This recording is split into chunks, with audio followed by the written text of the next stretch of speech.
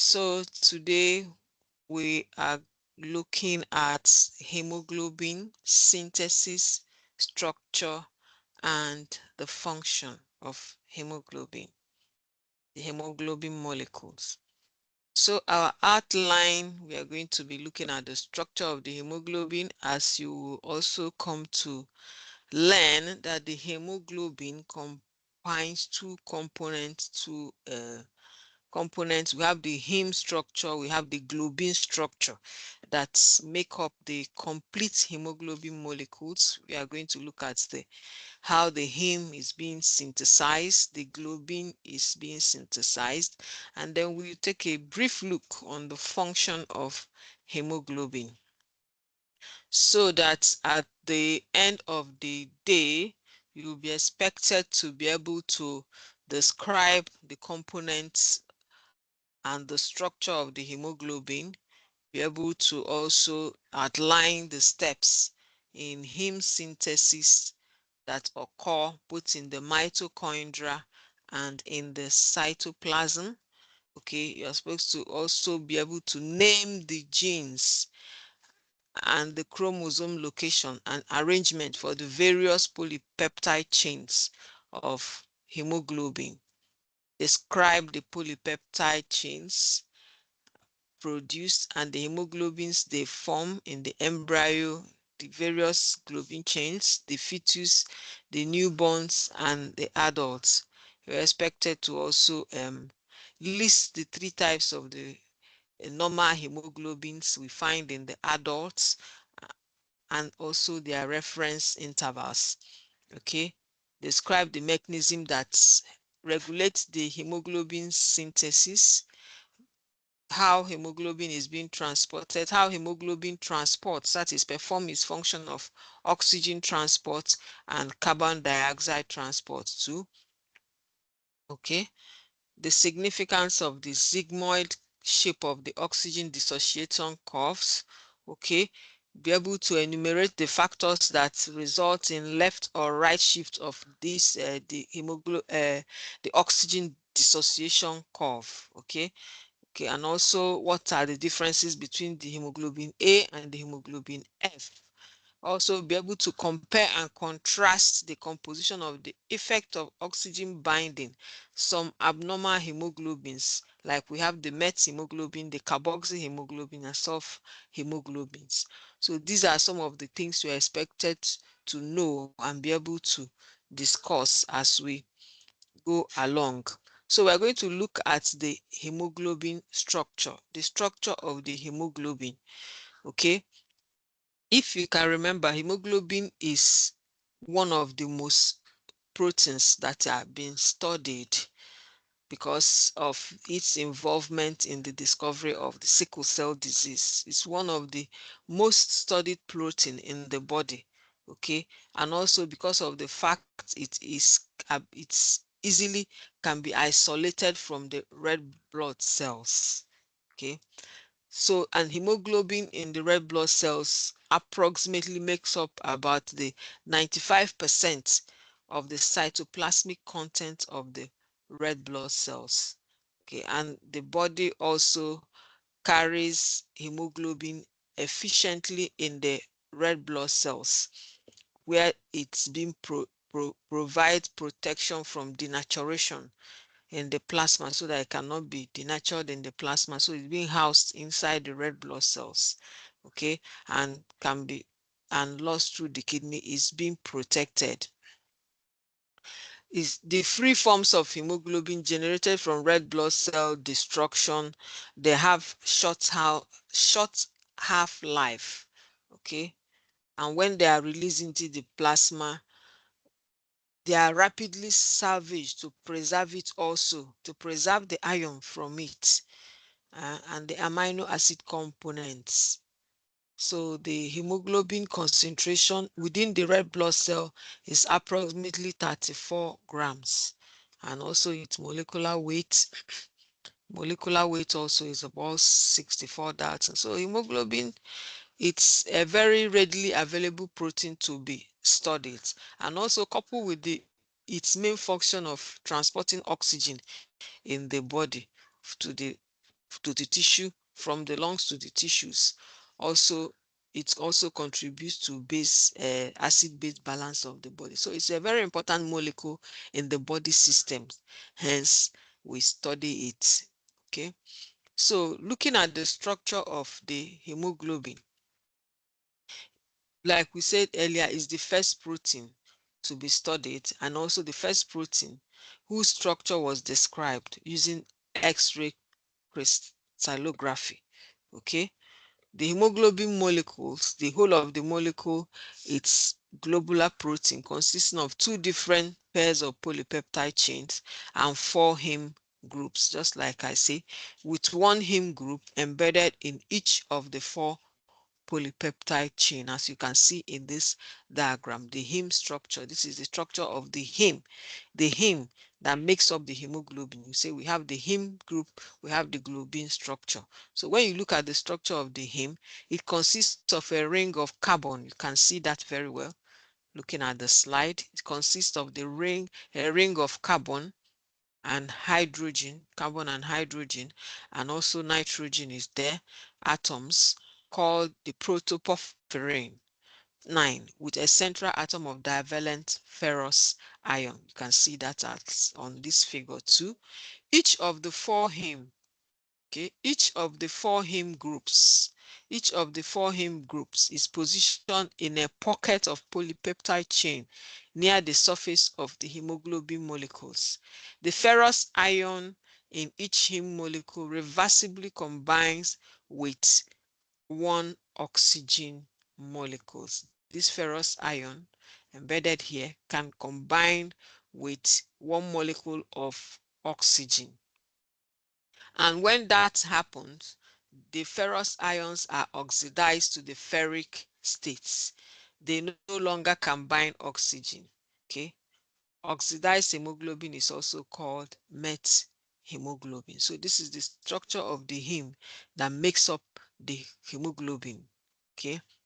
That makes up the component, a component of the hemoglobin. So when you look at the structure of the globin structure of that makes up the hemoglobin, we say that there are four globin chains. There are four globin chains, okay, comprising each hemoglobin molecule, okay, and they consist of two identical pairs of unlike polypeptides. You can see that has up to 141 amino acids to 146 amino acids each, okay. Then variation in the amino acid sequence gives rise to different types of polypeptide chain. Each chain is designated with a Greek letter, as you can see on the table here. You can see the symbol, this globin chain, the alpha chain with 141 amino acid it has. You have the beta globin chain, you have the gamma A globin chain, you have the gamma G globin chain, you have the delta globin chain, the epsilon, zeta, and theta. Okay, this is still unknown. Okay, so these are the heme group and the globin chain. So in the formation of the globin chain, in the structure of the globin chain, rather, each globin chain is divided into 8 helices, separated by 7 non-helical segments. As you can see in this figure, the helices designated A to H, if you look at here, you see the A, B, C, D, E, F, G, H. This is the structure of the globin chain of the hemoglobin. The globin chain, it has a heme structure and it has a globin structure. We talked about the heme structure where we find the carbon molecules and the hydrogen, okay, with the ferric acid at the center. That's the structure of the heme component of the globin. And we have the globe of the hemoglobin. Then we have the globin chain that you are looking at the structure here with the helices designated as A to H. And these contain subgroup numbering for the sequence of the amino acids. You can also see the amino acid tyrosine, all glutamic acid, all these namings, alanine, all these blue names you can see are the short form names of the amino acid that make up each of these globin structure. They are flexible. Okay, so that is the structure of the um, globin chain of the hemoglobin. We're not going to so much details at this level. So the complete hemoglobin now, the complete hemoglobin, okay, the complete hemoglobin, as we see here, the complete hemoglobin, the complete hemoglobin molecule can be described by its primary or secondary or tertiary or quaternary protein structure. The primary structure refers to the amino acid sequences of the polypeptide chain. The secondary structure refers to the chain arrangement in helices and non-helices. Okay. The tertiary structure refers to the arrangement of the helices into a cell-like configuration. The quaternary structure of hemoglobin, also called a tetramer, describes the complete hemoglobin molecule. The complete hemoglobin molecule is spherical, has 4 heme groups.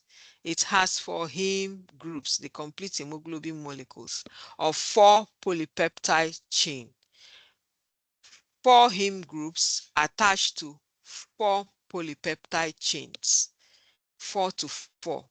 The heme group is 4, attached also to 4 polypeptide chains, and they may carry up to 4 molecules of oxygen, as we will see in figure 4. The predominant adult hemoglobin, hemoglobin A, is composed of 2 alpha globin chain and 2 beta globin chain. That is the globin portion of the molecule. Okay, so it's made up of the complete hemoglobin molecule is made up of 4 heme groups attached to 4 polypeptide chain. So you can see the quaternary structure of the hemoglobin here, the complete hemoglobin molecules. A small percentage of adult hemoglobin is glycated. Okay, glycation is post-translational modification. This is post-translational modification of the hemoglobin molecules. Okay, not so. We now go into hemoglobin synthesis proper. So we've looked at the structure of the hemoglobin. We are not going into so much details on the structure. We have seen that it comprises of a heme group and a globin group. And to make the complete hemoglobin molecules, we say we have 4 heme groups attached to 4 polypeptide chain. So how is this hemoglobin molecule synthesized in the body?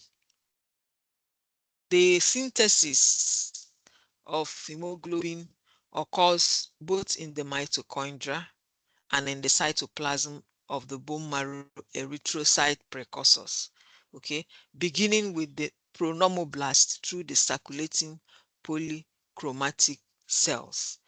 We dealt with these cell types when we were discussing our um, hematopoiesis, and we've discussed erythropoiesis. We discussed about the cell types. Okay, so we say that heme synthesis occurs both in this mitochondria and in the cytoplasm. It begins in the mitochondria. As you can see here, with the condensation of glycine and succinate coenzyme A, which is being catalyzed by aminovulinic synthase to form an aminovulinic acid. We'll see the figure later. You can see in this figure. Let me go straight to the figure. Okay. So I don't know how clear you can see this. So hemoglobin synthesis starts, you can see this diagram.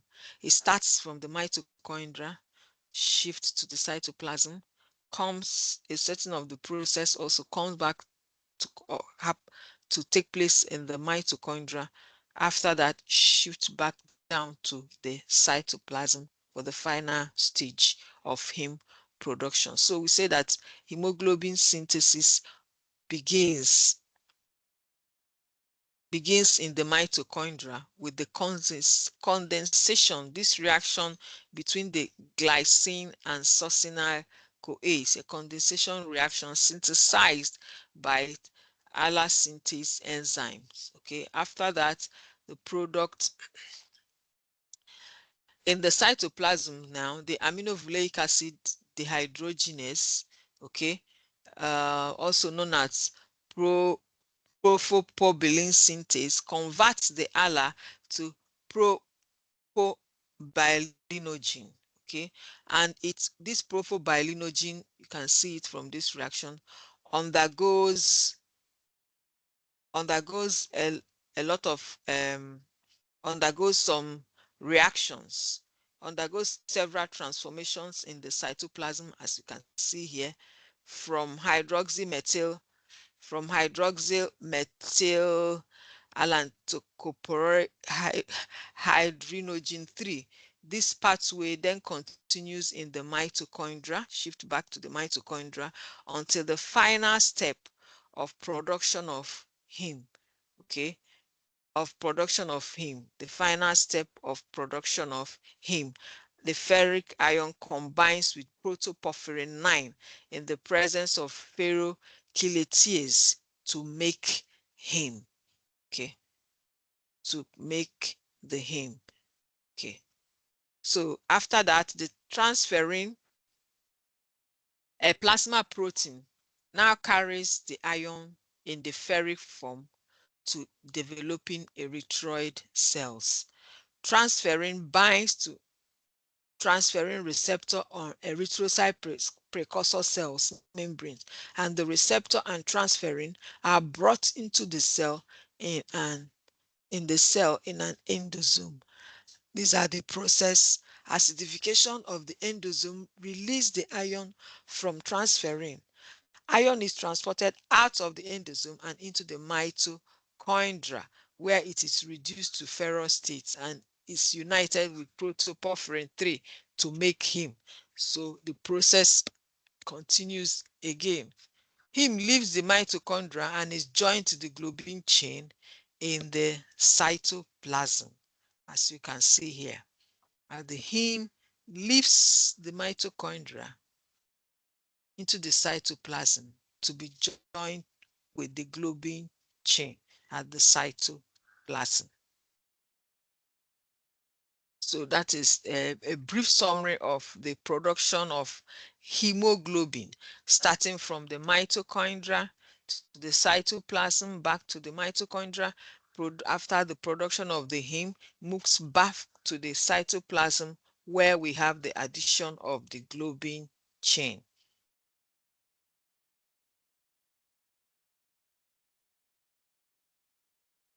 Okay, so the globin biosynthesis. Okay, there are 6 genes that code for the globin chains. Okay, there are 6 genes that code for these globin chains, and the production of globin chains takes place in the erythroid precursors from the pronormoblast through the circulating polychromatic erythrocytes, but it's not in the mature erythrocyte.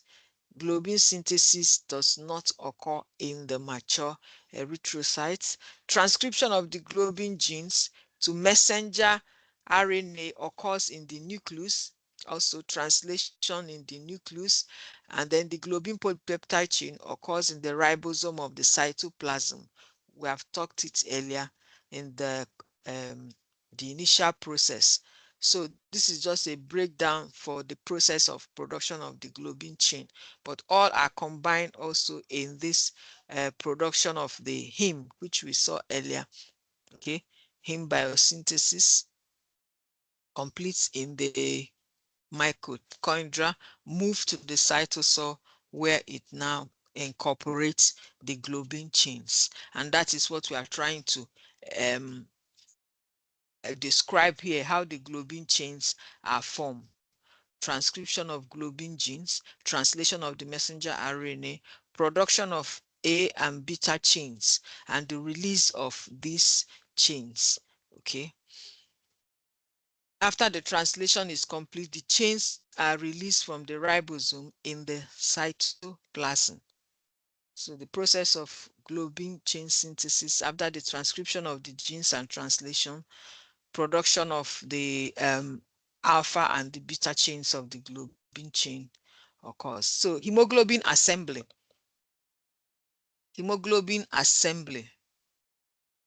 Okay. So after the release from ribosomes, each globin chains binds to a heme molecule, then forms a heterodimer. Okay. The non-alpha chains have a charge different that determines their affinity to bind the alpha chains.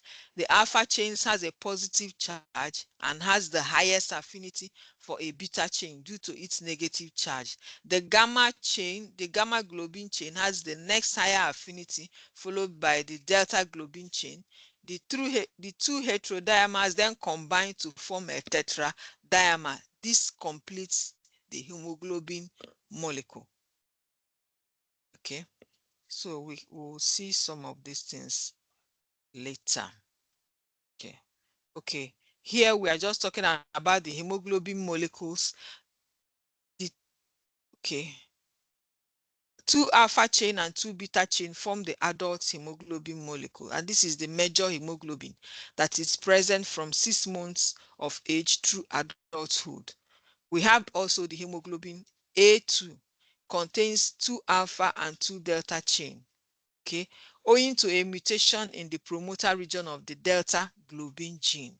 Production of the delta chain polypeptide is very low. Consequently, the A2 hemoglobin A2, we call hemoglobin A2, comprises less of total hemoglobin of adults. We also have hemoglobin F, the fetal hemoglobin. It contains two alpha and two gamma chains. Okay, and the various amino acids that comprise the globin chain affect the net charge of the hemoglobin tetramer. Okay, we are now going to look at the formation of the hemoglobin gene. Okay, so hemoglobin composition differs with prenatal gestation time and postnatal age. The composition of the hemoglobin, that is the composition of the hemoglobin, we say that the complete hemoglobin is made up of 4 heme group and 4 globin chains. Now, the composition also depends on the composition of the hemoglobin depends on the stage of maturation of the infants or child or adults. Okay, and the hemoglobin changes, they reflect the sequential activation or inactivation, that is switching of the globin genes, progressing from the delta to the alpha genes on chromosome 16, and from epsilon to gamma gene, delta gene, beta globin gene on chromosome 11. So this delta gene and epsilon globin chains occur normally. They normally occur during the 3 months of life, embryonic development. And then these two chains, when paired with the alpha and gamma chain, form the embryonic hemoglobin. Okay, so and then during the second and third trimester of fetal life, and at birth, we have what we call now the fetal hemoglobin. Is the predominant form of hemoglobin. At 6 months of age and through adulthood, we have the adult hemoglobin, hemoglobin A, which comprises the alpha and beta chain, and is predominant hemoglobin with small amounts of A2 and hemoglobin F. You can see that in this table now, table 2. Okay, so we have the normal hemoglobin. These are the hemoglobins we have. We have the normal hemoglobins, okay, the embryonic hemoglobin, intrauterine hemoglobin, we have the embryonic hemoglobin that is produced of the yolk sac of the erythroblasts, being produced in the yolk sac of the erythroblasts. Just a moment, please.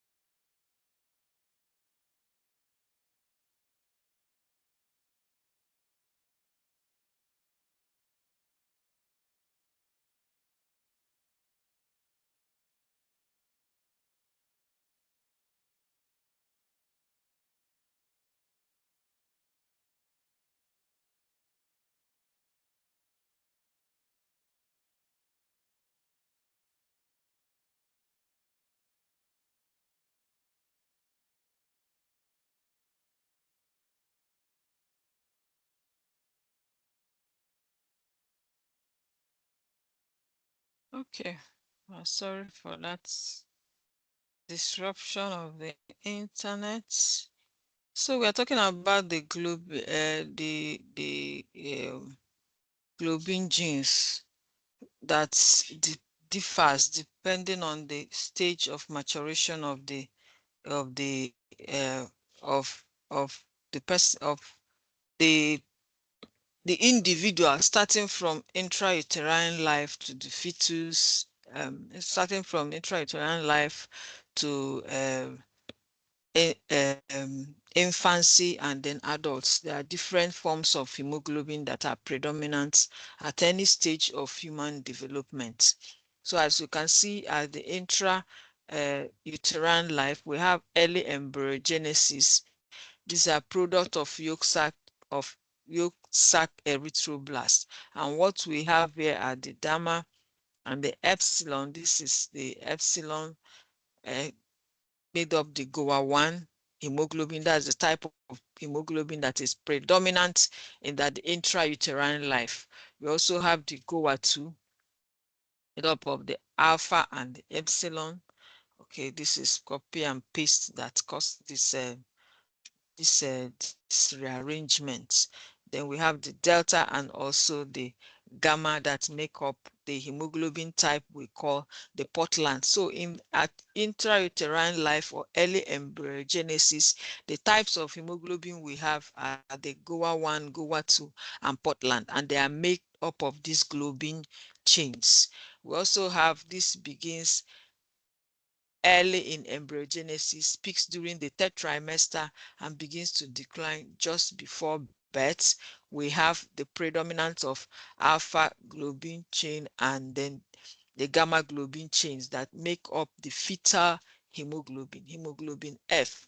And at birth, this hemoglobin, the alpha and the gamma chain, also persists at birth. You can see the hemoglobin F, the fetal hemoglobin, making up to 60 to 90% of the hemoglobin type of the newborn child. So 2 years through adulthood, this is what we have. It's also continue also to decrease. Okay, then 2 years through adulthood, these are the various chains of the hemoglobin that are prevailing. We have the fetal hemoglobin is still there, the alpha 2 and the gamma chain. Okay, the fetal hemoglobin, and you can see they have decreased to 1 to 2%. We also have the hemoglobin A2 that is made up of the alpha and the delta chain, which is less than 3.5% of the hemoglobin molecules. Then we now have our adult hemoglobin that is made up of the alpha 2 chain and the beta globin chain. That's what makes up the adult hemoglobin A1, hemoglobin A, and it's more than 95% of adult hemoglobin. So that's what this diagram is trying to tell us. Here, this is the timeline of globin chain production. The timeline for globin chain production during the process of development. As you can see here, when we studied our hematopoiesis, when we did our hematopoiesis, we discussed about the sites of cell production.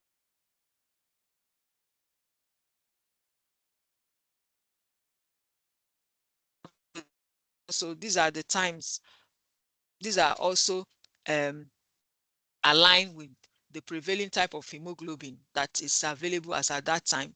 So at the yolk site, we can see the epsilon and the delta globin genes are the most predominant ones. Okay, going over to the alpha and the gamma chain being predominant during this stage of development, hematopoiesis in the liver.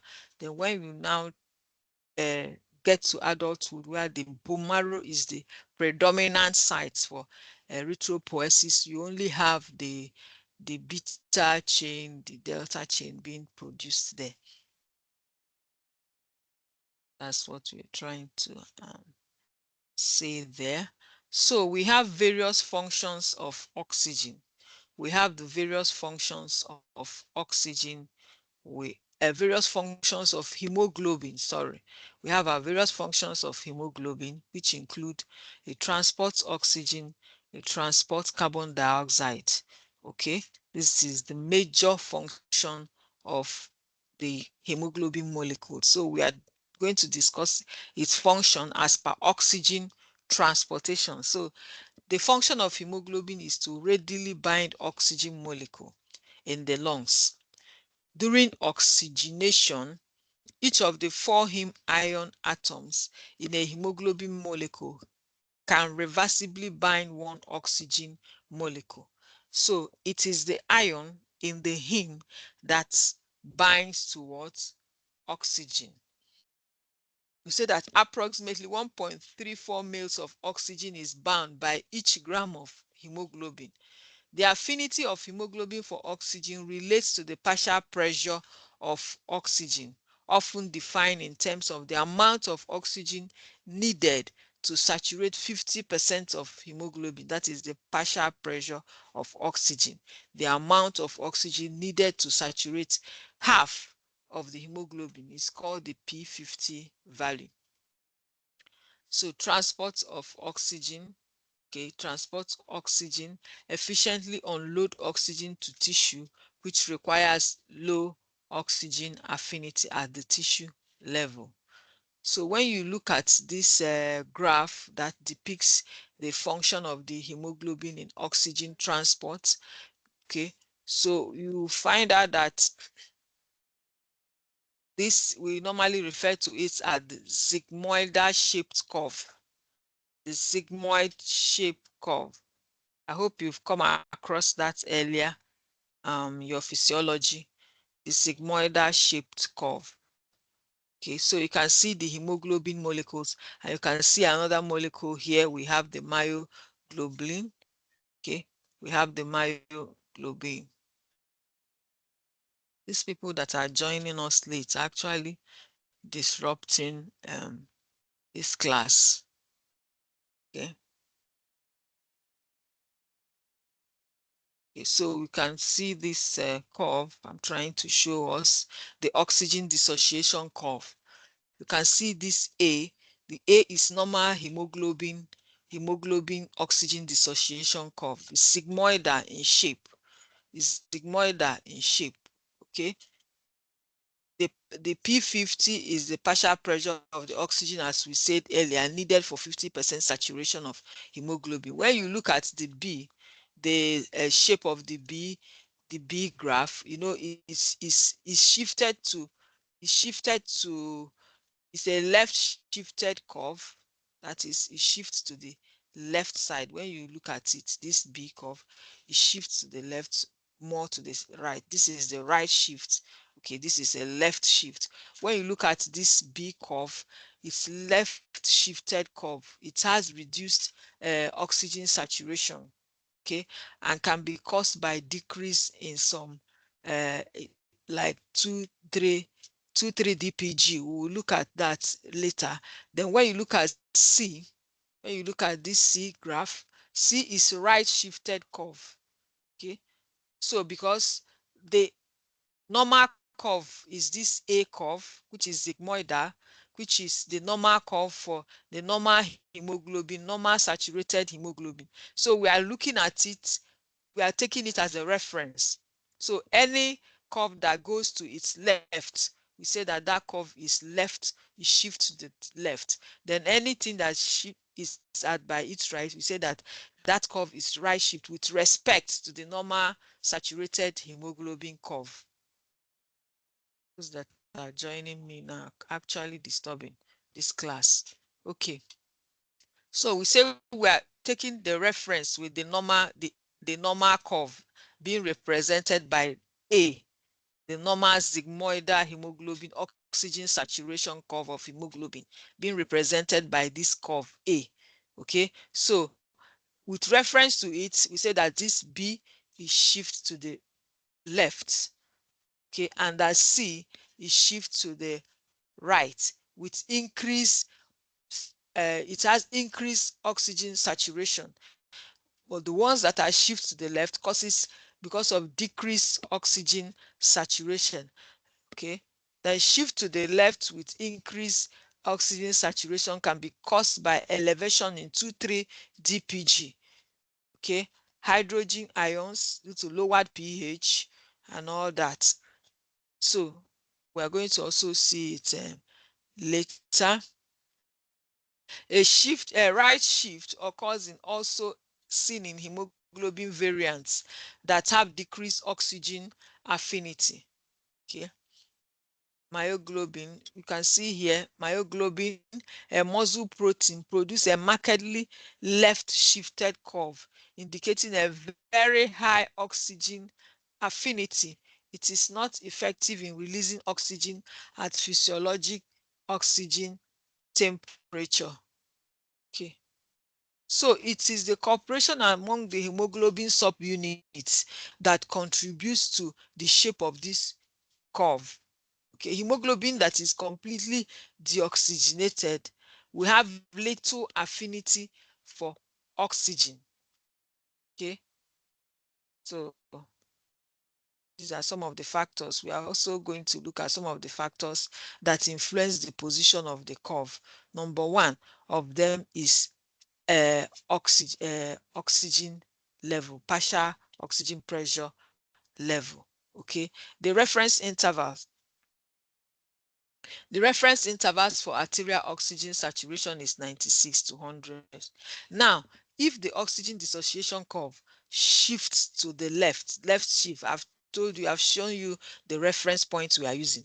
Okay, a patient with arterial and venous POT levels in the reference intervals for arterial and then venous will have a higher percent of oxygen saturation and a higher affinity for oxygen than a patient for whom the curve is normal.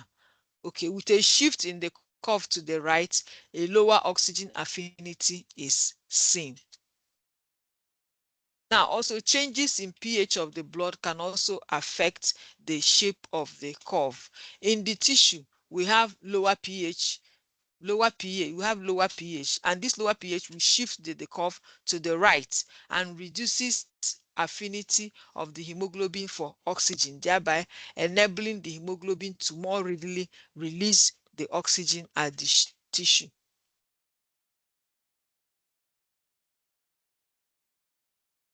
This effect is called the Bohr effect. This is the normal physiology we have all seen.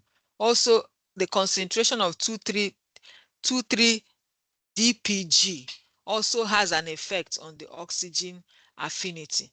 Okay, in the deoxygenated state, the hemoglobin tetramer assume a tense conformation that is stabilized by binding 2,3 dpg. Then the formation of the salt bridges between the phosphate and 2,3 dpg and positively charged groups of globin chain further stabilizes the tetramer in the tense conformation. The binding of 2,3 dpg shift the oxygen dissociation curve to the right, favoring the release of oxygen. In addition, a lower pH and higher PCO2 in the tissue further shift the curve to the right, favoring the release of oxygen. This is what we try to show in this diagram. I'm trying not to be too detailed in this lecture so that we don't miss out the facts, the important points we are trying to say. And also there are some clinical conditions, so that we have also said that some factors that can cause the graph, the oxygen dissociation curve to shift to the left. We have recognized low oxygen, low CO2, okay, low CO2, which will result in high pH due to high pH, low temperature, low 2,3 dpg. Okay, also high fetal hemoglobin, which cannot bind to 3 dpg. Okay, also carbon monoxide poisoning can also cause a shift of this oxygen dissociation curve to the left. There are also some clinical conditions that produce a shift of the oxygen dissociation curve. Yes, some clinical conditions that produce a shift of the oxygen dissociation curve. These include clinical conditions that produce a shift of the oxygen dissociation curve to the left, which is some of the things I've already enumerated. A low body temperature can be due to external causes, multiple transfusion of stored blood with depleted 2,3-DPG. That is the low 2,3-DPG I mentioned can cause a shift of the oxygen dissociation curve to the left. Okay, the alkalosis, presence of hemoglobin variants with high affinity for oxygen. Okay. Condition producing a shift of the curve to the right include increased body temperature. Increased body temperature, meaning that low body temperature will cause a shift of the curve to the left. I said earlier that low body temperature can cause a shift of the curve to the left. Sorry. Okay. Okay. So low body temperature can cause a shift of the curve to the right. Acidosis, presence of hemoglobin variants with low affinity for oxygen, increased 2,3-DPG concentration in response to hypoxic conditions such as high altitude, pulmonary insufficiency, congestive heart failure, and severe anemia. So these are some of the clinical conditions that can cause the shift of the oxygen dissociation curve that we saw in the other figure, taking the reference from the normal oxygenated adult hemoglobin. So we say that the normal curve, the normal oxygen dissociation curve has a shape we call sigmoidal. It's sigmoidal in shape. Okay, that shape is sigmoidal. Okay, the sigmoidal oxygen dissociation curve generated by normal hemoglobin contrasts with the myoglobin hyperbolic curve, as we saw in that diagram I showed earlier. That's of the myoglobin is also heme molecules in the body. This is a hyperbolic curve. This is the A curve we are looking at here is a sigmoidal curve of the hemoglobin. Okay, so that is what I'm referring to when I say that the sigmoidal oxygen dissociation curve generated by the normal hemoglobin contrasts with what? Contrasts with the myoglobin hyperbolic curve. Okay, myoglobin is present in the cardiac and skeletal muscles. This is the weight, the mass. It is the monomeric oxygen binding heme protein, just like hemoglobin. Okay, it binds oxygen with greater affinity than hemoglobin. Okay, its hyperbolic curve indicates that it releases oxygen only at very low partial pressure, which means it is not as effective as hemoglobin in releasing oxygen to the tissues at physiologic oxygen tension. Okay, I hope you understand that statement. It has high affinity for oxygen, but it releases it at very low oxygen temperature, which is not prevalent in the tissue. Okay, then so that is the disadvantage of the myoglobin compared with the hemoglobin. Although it has high affinity for oxygen, it does not readily release those oxygen. And like we are saying, they are present in the cardiac and skeletal muscles. Also, this myoglobin can be excreted by the kidneys, okay, but the levels may become elevated in renal failure. Where we have renal failure cases, their levels may be high. And they can aid They can aid in the diagnosis of myocardial infarctions in patients who have no underlying trauma. Okay. Okay. So myoglobin in the urine can be used as a positive result on the urine dipstick test for blood. This must be differentiated from a positive result caused by hemoglobin. So we also have the fetal hemoglobin, which is the primary hemoglobin in newborns. It has partial oxygen pressure of 19 to 21 millimeter of mercury and results in a left shift of the oxygen dissociation curve and increased affinity for oxygen. Just bear in mind that diagram. A left shift means an increased affinity for oxygen. That is in relative to the normal hemoglobin we talked about. This increased affinity for oxygen is due to its weakened ability to bind 2,3-DPG.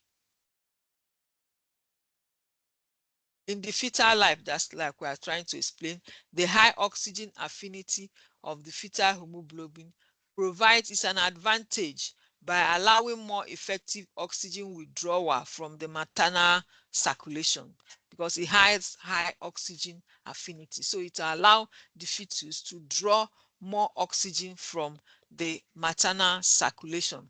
And at the same time, it has a disadvantage in that it delivers oxygen less readily to tissue, just like the myoglobin we saw that shifts the oxygen dissociation curve to the left. Okay, the fetus bone marrow in the bone marrow in the fetus and newborn compensates by producing more red blood cells to ensure adequate oxygen delivery to the tissue. So this is what happens. Okay. So the heme also transports oxygen, carbon dioxide. As it transports oxygen to the tissue, it also removes carbon dioxide from the tissue to the lungs. So it's another second important function of the hemoglobin molecule, the transport of carbon dioxide. The second crucial function of hemoglobin is the transport of carbon dioxide, and this occurs in the veins. In the vein, the venous blood, the carbon dioxide diffuses into the red blood cells and combines with water to form carbonic acid. This reaction facilitated by the red blood enzyme carbonic anhydrase. Carbonic acid then dissociates to release hydrogen and bicarbonates. So this is the process, okay, depicted in this diagram.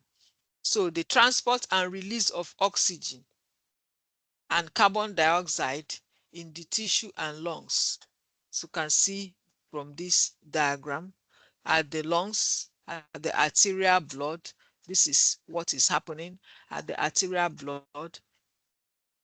Okay, then tissue, you have the venous blood.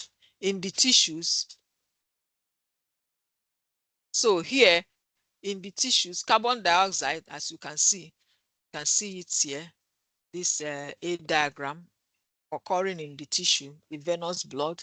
The carbon dioxide, as you can see here, diffuses into the red cell, diffuses into the red blood cell and combines with water. You can see that here, combines with water to form carbonic acids. This reaction is catalyzed by the carbonic anhydrase. The carbonic acid, the carbonic acid then dissociates to hydrogen and bicarbonates, as you can see it here, dissociates into bicarbonate and hydrogen, dissociate into hydrogen and what? Bicarbonate. And you can see the hydrogen binding to oxyhemoglobin, okay, resulting in the release of oxygen. You can see that the hydrogen binding to oxyhemoglobin, resulting in the release of oxygen as oxygen goes into the tissue. Due to what we call the Bohr effect, the oxygen diffuses out of the cell into the tissue. The bicarbonate diffuses out of the cell as its concentration increases.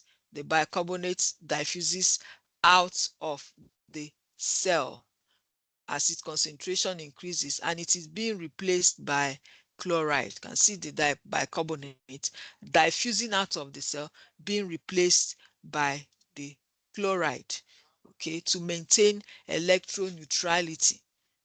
The chloride shift, this is where it's occurring. Some bicarbonates directly binds to the globin chain. Also, some bicarbonate directly binds to the globin chain of the hemoglobin. Now, at the lungs, at the arterial blood, we have here in B, in the lungs, the oxygen, you can see the oxygen here coming in the lungs here, okay? The oxygen binds to deoxygenated hemoglobin. The oxygen coming back binds to deoxygenated hemoglobin. The hemoglobins without oxygen, HBB, are deoxygenated hemoglobin due to the high oxygen tension at the arterial level. Okay, the hydrogen ion or the hydrogen dissociates from now the oxygenated hemoglobin. The hydrogen dissociates from the oxygenated hemoglobin, combines with bicarbonate to form uh, H2CO2, which then dissociates to form CO2 and water.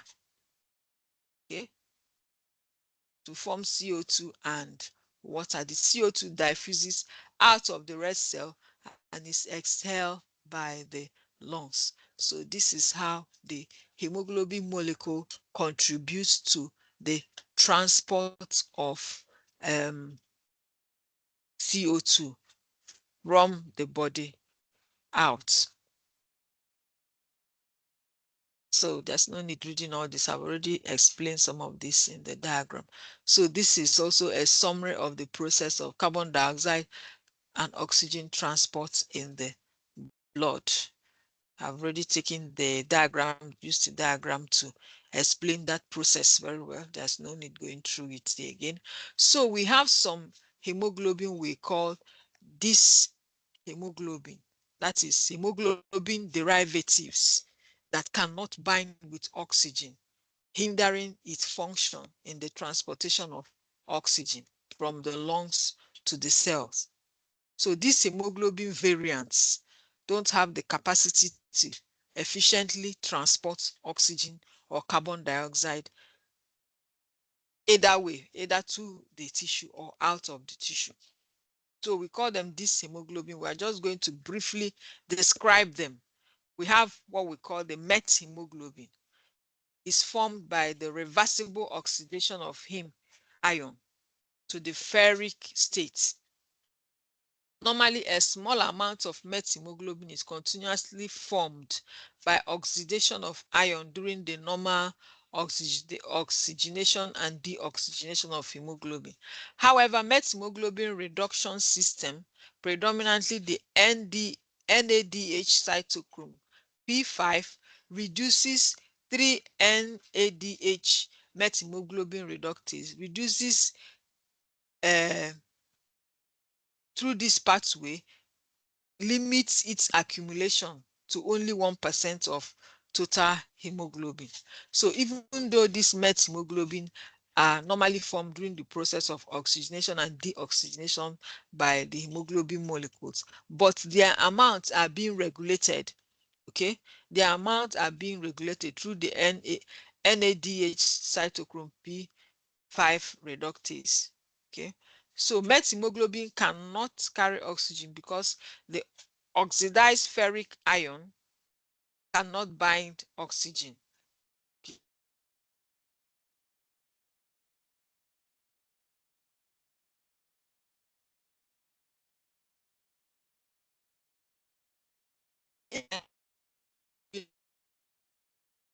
break. An increase in met hemoglobin level results in decreased delivery of oxygen to the tissue.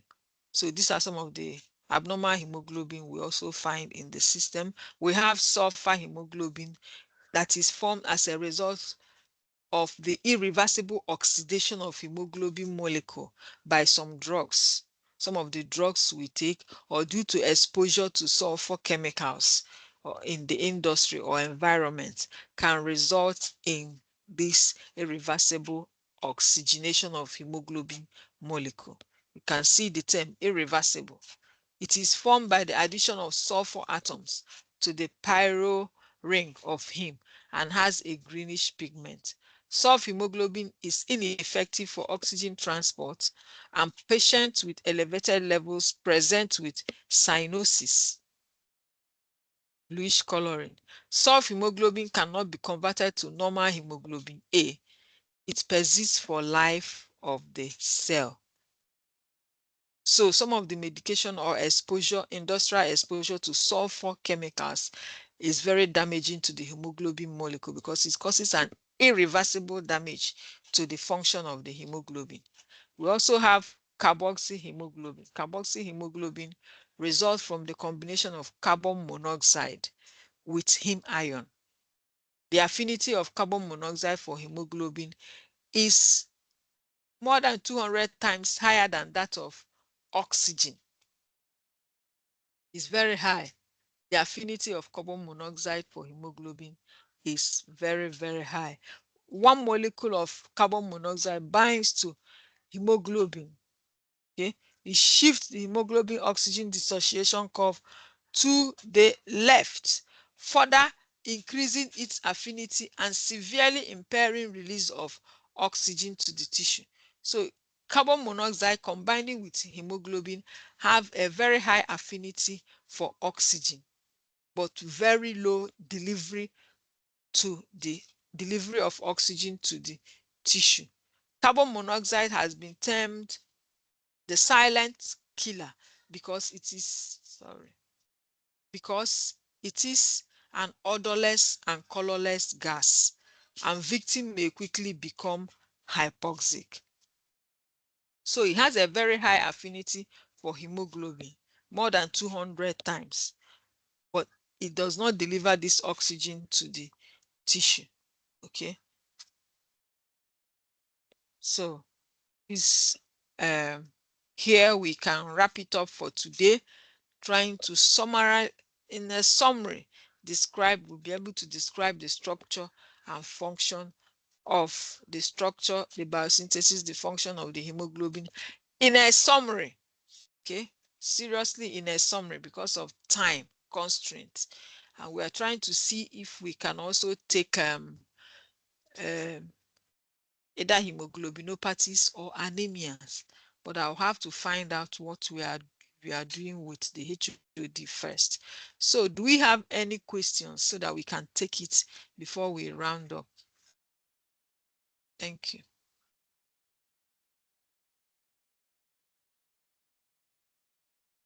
Do we have any questions? Sorry about the